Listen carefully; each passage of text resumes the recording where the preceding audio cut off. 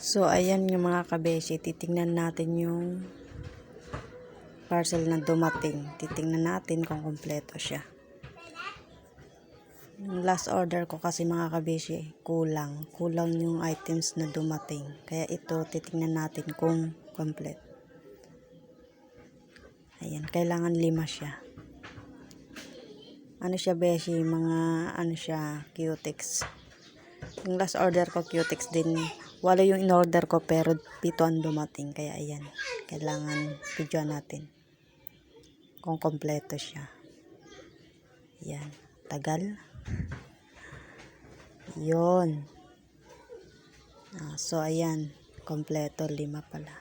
Ayan. 5. 5 peraso. Bye.